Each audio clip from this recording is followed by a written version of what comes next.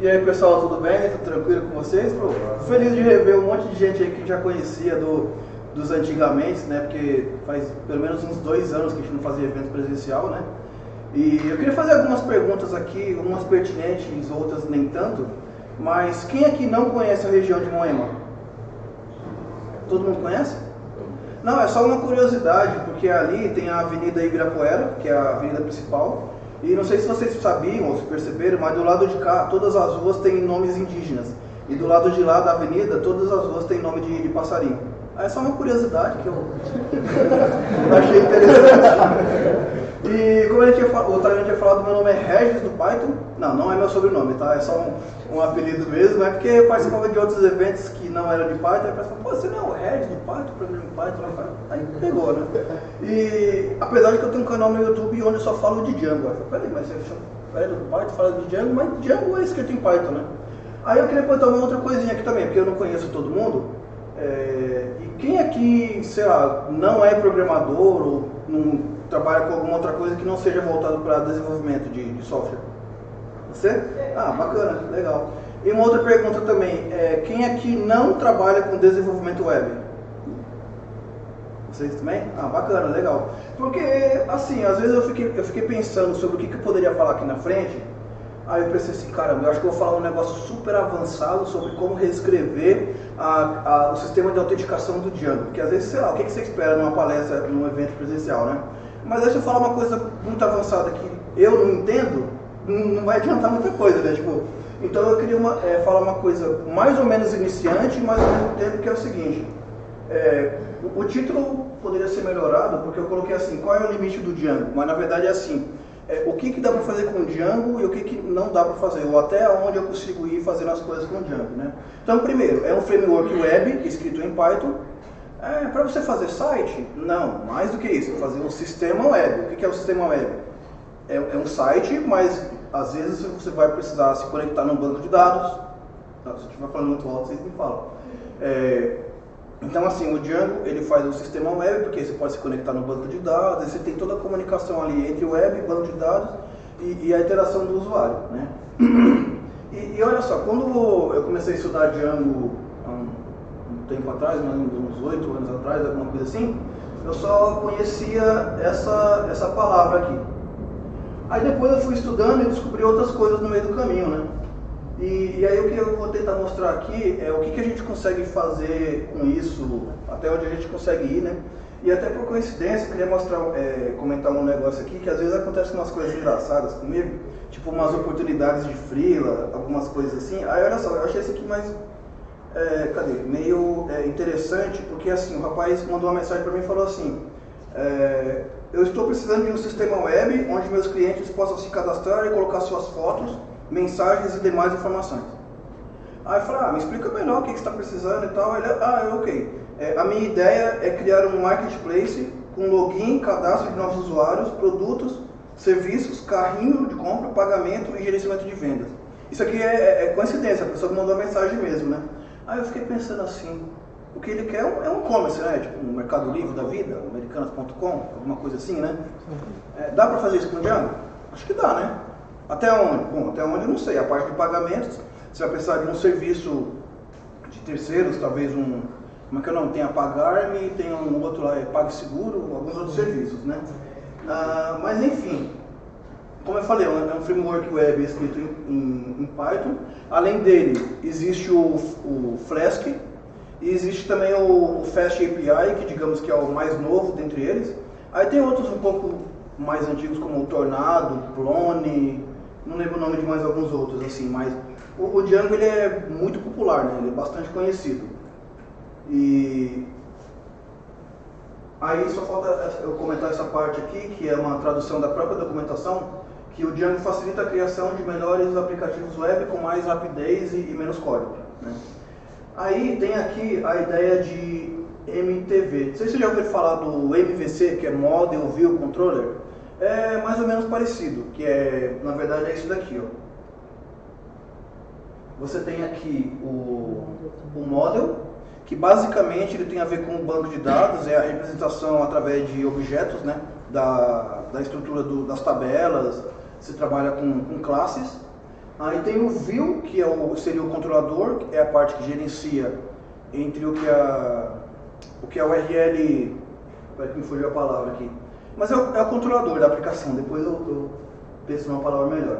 E o template é aquilo que a gente enxerga, que nem sempre é a página HTML, como a gente trabalha com API também, pode ser a resposta em JSON, pode ser a resposta até em XML ou alguma outra parte de visualização dos templates, né?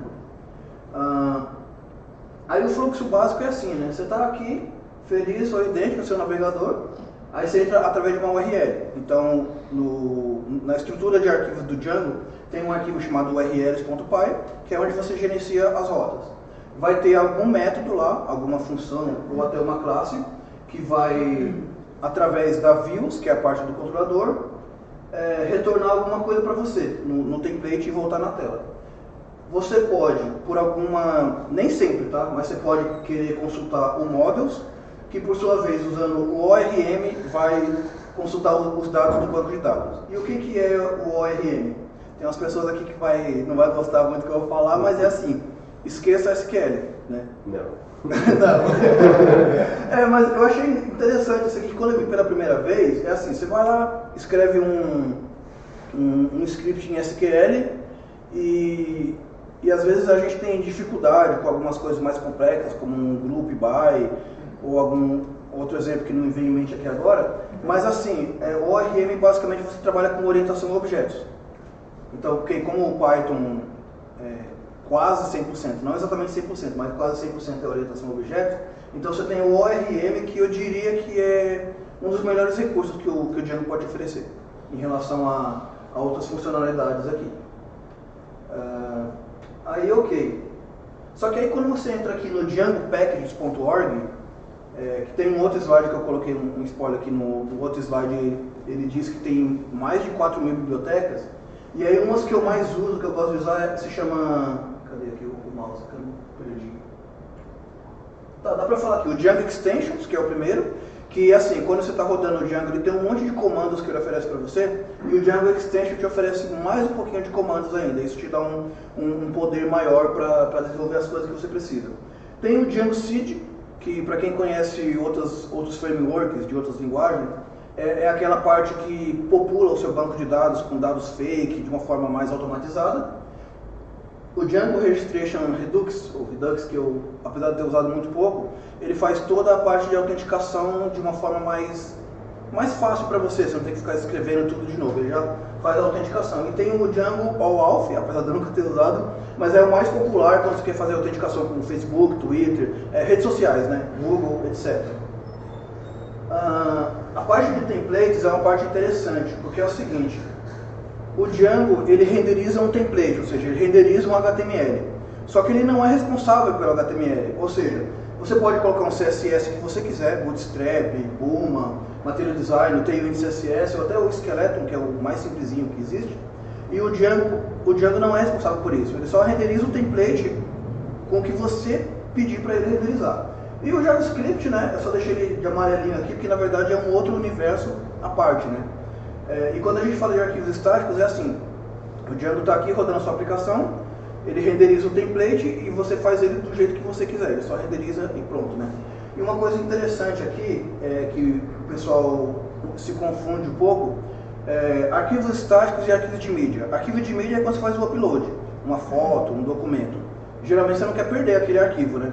Então você não deixa na sua aplicação, você deixa ela separada, por exemplo, a AWS S3 da vida, ou até o Cloudinary, que eu não sei se todo mundo conhecia, mas é uma opção que você pode usar ele gratuitamente no começo, tem um limite ali, e dá para usar bastante, viu? Então, pessoal, se vocês tiverem dúvida e quiser interromper no meio, não tem problema, tá? Fiquem à vontade. Só complementando aí, o estático é o CSS, o JavaScript. Isso, arquivos estáticos é o CSS e o JavaScript, né? E os arquivos de mídia é quando você faz o upload de alguma coisa, e geralmente você não quer perder aquilo, né? Porque quando você está fazendo o deploy, né, está lá em produção, o que é estático você pode perder, digamos assim, porque você vai fazer o deploy tudo de novo, subir tudo de novo, mas os arquivos de mídia não, então você deixa guardado separadamente. Ô, Regis, você está falando do Django aí, se eu estiver adiantando alguma coisa, você pode falar para esperar. Mas o Django, ele pode ser trabalhado com outro framework de apresentação, tipo Angular, Sim. React? Sim, eu vou falar dele também daqui a pouco. É uma pergunta interessante a dele, porque é exatamente o que a gente quer explorar, né? Qual é o limite do Django, né? Ou seja, até onde eu consigo fazer as coisas com ele sem precisar de uma ferramenta fora, né, do ecossistema do Django.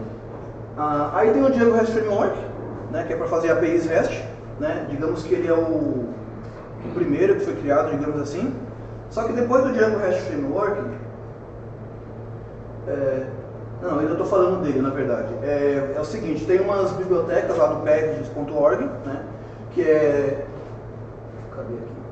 Eu não estou achando o ponteiro do mouse aqui. Achei. Apesar de estar bem pequenininha. Tem esse aqui, o DRF IASG, eu pronuncio desse jeito, que é para fazer aquele Swagger, que é a parte da documentação. Que é isso daqui, ó. Sabe, você tem a documentação da API, os endpoints. Então você tem que usar essa biblioteca para gerar o Swagger junto com o Django REST Framework. Depois tem um Simple JWT. Tem outras variações, outras bibliotecas com um nome parecido, mas esse daqui, digamos que ele é o mais... ele é o melhorzinho para você trabalhar no momento. Ele é feito pela GitHub/JazzBand, tem bastante biblioteca legal ali. E tem esse daqui, que é o Joser, que também usa o Simple JWT por trás, que é o que faz toda a parte de autenticação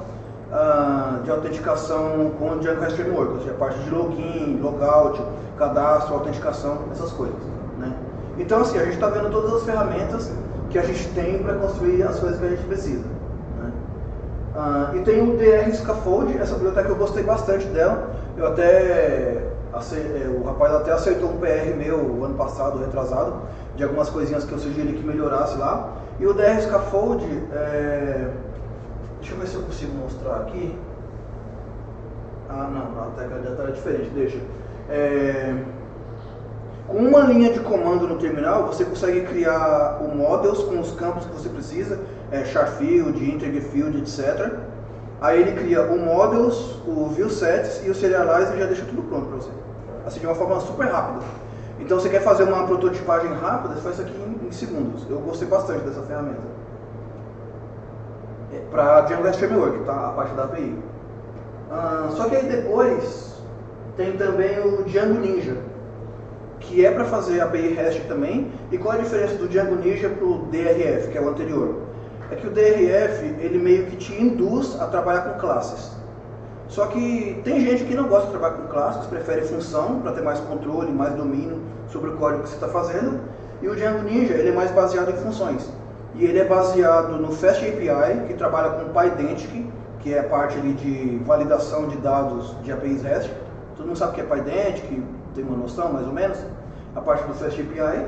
E daí ele tem um código mais fácil da gente controlar, ele tem uma boa manutenção e fica bem bonito. Para quem mexe com Fast API vai se sentir em casa. Eu acho ele bem bacana. Só uma curiosidade aí, Regis. O PyDentic entra no lugar do Serializer do DRF? Isso, verdade. Obrigado por ter lembrado. Ele entra no lugar do Serializer, só que eles chamam de esquema, né? Eles chamam de esquema, entra no lugar do Serializer, verdade. Legal. Valeu. Só que o Django Ninja já estou querendo colocar classe lá também, né? Tipo, a classe... porque o problema das classes, no meu ponto de vista, é que tem muito código escondido. Lá você tem que ver na documentação, quais são os métodos. E aí se você é iniciante, vai ter bastante dificuldade. Eu tenho dificuldade, aí tem que ficar inspecionando o código, vendo a documentação, às vezes você não acha alguma coisa, por melhor que seja a documentação, né? Esse daqui se chama Wagtail. Eu confesso que eu conheci ele faz 2 meses, mais ou menos. Nem tenho muita autoridade para falar sobre ele, mas o Wagtail é um CMS. Sabe o WordPress da vida? Só que, né, em Python, né? Então ele trabalha assim, com páginas voltadas para conteúdo, né, tipo WordPress, essas coisas. Para quem gosta de fazer blog, um exemplo legal de conteúdo que todo mundo sempre fala é tipo o UOL. O UOL não tem um layout só, cada página tem um layout diferente. Você vai no site do G1, esportes tem um layout, um outro assunto tem um layout diferente, e com o Wagtail você consegue gerenciar tudo isso, né, o CMS da vida, de uma forma mais tranquila. E tem o próprio... não tem nada aqui? Por que será? Eu acho que é porque na verdade eu ia falar e acabei que eu não coloquei. E esse daqui... Foi mal, galera. E tem o próprio Django CMS, que na verdade eu conheci ele acho que em 2015, mas nunca mais eu mexi com ele, mas os dois são do mesmo grupo ali, de trabalhar com CMS. E são bem interessantes também para esse tipo de assunto. Foi mal aí, galera, mas era mais para eu falar mesmo, explicar isso daqui. E Django Channels. Quando você vai no YouTube, na internet da vida, eles sempre dão o mesmo exemplo, que é para criar um chat em tempo real para conversar de um lado para o outro. O Django Channels trabalha com a parte de WebSocket, que eu não manjo. Na verdade, eu tentei fazer isso aqui até anteontem, a configuração, e eu achei bem complicada. Tanto que eu precisei fazer alguma coisa semelhante recentemente, acabei usando um serviço chamado Pusher.com para fazer isso, que a parte de configuração do Django Channels eu não consegui fazer até hoje. Mas assim, a parte de WebSocket, trabalhar com coisas em tempo real, com chat, que é o exemplo que todo mundo coloca na internet, ou coisas similares, seria o Django Channels. Aí tem o Django Unicorn, que eu mexi bem pouco também, mas a proposta dele é tentar trabalhar com reatividade. Ou seja, a gente já começa a entrar aí no mundo do JavaScript, que tem os frameworks reativos para ter tudo atualizado na tela. Sabe a to-do list? Você cadastra, ele mostra na lista. Cadastra outra tarefa, ele vai colocando na lista ali. Sabe, reatividade da página, né? Fazer tudo uma SPA, né? Uma Single Page Application. Seria o Django Unicorn.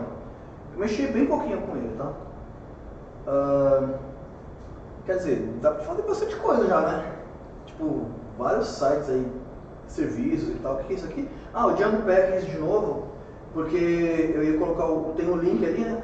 Package.org, e aí tem de tudo lá, tem mais de 4.000 pacotes. Tem uns que estão obsoletos, coisa de 8 anos atrás, mas tem uns bem recentes. Ou seja, tá tudo ali que você precisar, você procura vários assuntos, assim como aqueles que eu mostrei antes, né? Eu acho que eu estou indo muito rápido. Tá, tem outro negócio aqui que é já um resumo já. Essa parte aqui, ó, eu chamei de render template, né? Que não é API REST, é a parte de renderizar um HTML na tela. Eu acho que eu vou conseguir responder a sua pergunta agora, viu? Porque aqui, acho que eu vou usar assim, ó, pra... Cadê o negócio? Não tá dando certo não. Vai com o dedo mesmo, apontando assim. Eu tô tentando achar o ponteiro do mouse, mas não vai dar tanta que hora vai ser, vai com o dedo lá. Pior que é verdade, que tá muito pequenininho, né? Tá, mas é o seguinte, aqui você tá lá, né, feliz da vida, entrando na sua URL, a gente chama de front-end, até quando às vezes uma pessoa que não é programador pergunta, o que é front-end? Fala, cara, é tudo que você vê na tela. É o aplicativo do seu celular, é na tela do computador, o que você enxerga ali, a página HTML, né? Só que você entra por uma URL. Essa URL, ela vai lá no Django, vai lá no Views, aí ela pode retornar alguma coisa para você nessa URL, que seria renderizar o template. Aí você enxerga o template, o HTML na tela. Ele pode ter um CSS no meio, como eu falei, essa parte aqui, o Django não é responsável por ela, ele só apresenta, né? Você pode ter um CSS, pode ter um JavaScript e beleza, mostra para o usuário. E como eu falei, você pode vir aqui você tem até a parte aqui do forms.py, que é a parte de formulários, e o ORM, que faz a comunicação com o banco de dados, né? Através dos módulos aqui, que são os modelos. Aí essas flechinhas vai voltando aqui, aí volta no Views, volta na URL e retorna o resultado na tela. Entendeu mais ou menos? Sim. Aí eu respondi a metade da sua pergunta, porque isso daqui é, digamos que, quase 100% Django, tirando o JavaScript ali, o CSS, o Django consegue fazer tudo isso, né? E na parte de templates tem o Jinja, Jinja com J, né? Que é aquelas duas chavinhas, que você concatena as chavinhas para colocar os valores do Django, como o nome da pessoa, os dados, tudo que vem do banco de dados, né? Para renderizar ali. Só que aí, se isso daqui fosse suficiente, não existiria o mundo do front-end, né? A galera trabalha com front-end. Mas quando você trabalha com front-end, você tem aqui o Vue.js, por exemplo, né, que eu particularmente gosto bastante, tem mais facilidade com o Vue. Tem o React, ou o Angular, ou agora tem um monte, né? Tem o Astro, tem o Remix, né, etc. O usuário entra na rota, renderiza o template, o front-end gerencia tudo para você. Como que você se comunica com o Django? Tem uma ponte, que é ou Axios ou Fetch, eu não sei se tem um terceiro, mas o Axios você tem que instalar e o Fetch é nativo da maioria dos navegadores, né? Ele entra numa URL, Outra coisa, não confundam as rotas do front-end com as URLs do Django, porque aqui, que já é o back-end, é a parte de API REST, onde você tem ou o Django REST Framework, que trabalha com o ViewSets, que é a parte de visualização, o Serializer, que é a parte de validação, é um formulário, entre aspas, da parte de API, e os módulos. Ou, se você quiser optar pelo Django Ninja, a própria documentação sugere um arquivo chamado api.py, que ele fica parecido com o Flask ali, porque você coloca o arroba, a rota, e já coloca o método logo na sequência. O FastAPI faz assim também, se eu não me engano, né? Eu sei que o Flask faz isso. E todos eles, é bom você ter um Swagger, né, que é a documentação, aquela parte que eu tinha mostrado das rotas. Entendeu mais ou menos essa parte? Respondido? Aí você fala assim, tá, mas se o Django consegue fazer tudo isso, por que eu vou pro front-end? Bom, geralmente por uma questão de usabilidade, uma questão de, por exemplo, aqui, você fazendo isso, você pode ter um mobile separado aqui, né? Você se conecta na API com o mobile e outro serviço, né? Então você separa. E o front tem toda aquela interação de reatividade e etc. Né? Desculpa, o meu Sim, pode perguntar para mim. é MVC, tá? Então o URLs ali seria tipo um controlador? Qual URL? Na parte do back-end. Não, isso aqui é só as rotas para você acessar a API. Tá. Por exemplo, se eu quero acessar no Django o /accounts /login, você tem a URL /accounts /login. Eu quero accounts /register, que é fazer o cadastro no back-end. Só que aí no front-end você tem que ter uma outra rota, que por coincidência pode ser a mesma descrição, né? Mas o que ele vai fazer? No front-end fala, eu quero um formuláriozinho desenhado na tela para eu cadastrar. Você envia os dados via Access e cadastra lá no Django e o banco de dados está aqui, né? O ORM está aqui no cantinho, certo? Tudo bem? Mais alguma pergunta? Também usar bibliotecas como Materialize, ter ícones mais bonitos, né? Essa parte do front-end. Sim, mas isso daí você consegue fazer aqui também, porque o que você está falando é o CSS. Você pode colocar ele aqui e renderizar o seu template com um render template, né? A diferença aqui... Sim, dá para fazer também, só que a diferença aqui é a seguinte, é que você consegue fazer um render template com o Django, puro, digamos assim, e aqui são dois mundos separados, é uma API REST e o front-end do outro lado. Tanto que aqui, na hora de fazer o deploy, tem gente que coloca dois servidores separados, um servidor para o back e um servidor para o front. Principalmente quando vai escalar muito a aplicação, né? Mas sim, é verdade. O que mais aqui? Livros. Django 3 by Example, que eu acho que tem em português pela Novatec, mas se quiser via Kindle você compra pela Amazon. Esse livro eu recomendo, é muito bom. Depois eu vou colocar o link dos slides no Telegram, tá? Isso aqui é tudo slide, é link e tal. Esse livro aqui, ele é online, até onde eu sei ele é online e gratuito. Engraçado que eu não descobri o nome do autor, procurei porque não achei o nome do autor. Mas é um livro muito bom para a galera que gosta de customizar o admin. Eu não gosto de liberar o admin para o cliente, mas tem gente que libera o painel de admin para o cliente, só que aí tem que customizar um monte de coisa. Esse site é muito bom, tem muitas dicas bacanas, né? Bem legal mesmo. E cá entre nós, a capa do livro é bonitinha, né? Eu achei bem bonito, o cara tirou umas fotos bem bacanas aí. Cookbook, Django Admin Cookbook. Esse livro aqui, eu tenho a versão impressa dele do Django 1. alguma coisa.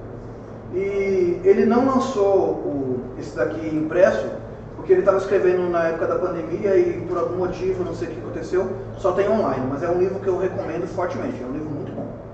Ele é mais de intermediário para avançado, mas ele tem boas práticas, tem um monte de coisa bem legal, eu recomendo bastante. Two Schools of Django. E deixa eu ver o que mais. Tá, o que o Django não faz? Tarefa em filas. Sabe quando você quer fazer um monte de processamento em background e não travar o usuário, não travar a sua aplicação? Você faz em filas, né? Então você usa o Celery ou Celery Beat. O Celery são as tarefas em filas ali, para executar em background. E o Celery Beat é para executar de tempos em tempos, né? Sei lá, a cada X minutos, X horas, etc. Então são essas duas ferramentas, em Python, né? Ela é escrita em Python. Mas ele roda gerenciado pelo Django ou sobe o processo à parte? Boa pergunta, separado. Ele sobe o processo à parte, o processo separado. A única coisa que você faz no Django eu quero que execute uma tarefa. Aí você coloca, geralmente tem um decorator, @task, você coloca em cima, uma configuração de delay, que eu não me lembro de cabeça agora. E aí o Django só fala assim, ó, sei lá, ele dispara uma thread e fala, executa isso daí pra mim, eu não vou travar o usuário por causa disso. Você executa ele em background. E aí você precisa ter um broker, porque esse cara é o consumer, você precisa ter um broker lá, uma fila, uma SQS, um web. E aí você joga essa mensagem na fila e aí você distancia lá 1, 2, 50 processos celery que eles vão ficar consumindo isso. a frequência que você quiser. Tanto que, por exemplo, eu já fiz essa experiência com Docker e aí você coloca num container separado. O servidor, hoje em dia, tudo que é com Docker é mais fácil, né? Você faz, então o Django está em um container, o Celery está num container separado, só faz a comunicação e eles trabalham paralelo e sem um atrapalhar o outro. Ou seja, o Django não faz isso, ele faz até separado. Quer dizer, ele só dispara o processo. Só dispara o processo. Né? Uma fila, o que o Django não faz também? PDF. Ah, mas se você tiver no navegador e apertar Ctrl+P, ele vai imprimir a página, mas quem faz isso não é o Django, é o navegador. Né? E aí, quais são as ferramentas em Python para fazer isso? Tem o ReportLab, que é bem utilizado, mas eu particularmente gosto mais do EasyPrint. E tem outros também, mas tem outros que são mais chatinhos para configurar. Uma coisa também que é bom você experimentar é qual que é mais rápido. Por exemplo, eu acho que o EasyPrint ele é mais lento do que o ReportLab, eu não lembro de cabeça. Então, se você estiver precisando de alguma coisa com mais performance, é bom experimentar. Mas esses dois são os mais populares, assim, fácil de instalar e de executar.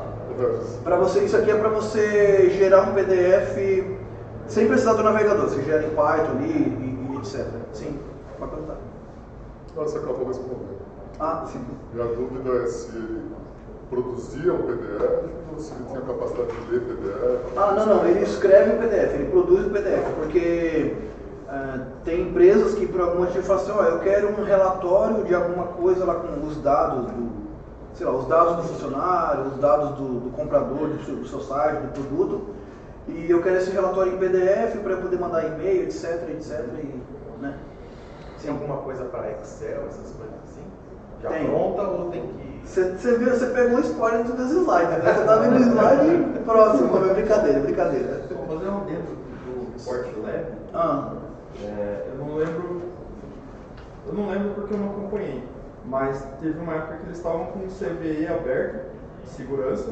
Ah, é? E não resolveram zero deles quererem resolver. Ah. Então, cuidado, se vocês forem usar, é bom consultar isso. Ou resolvam esse bug, né? Mas não é muito simples.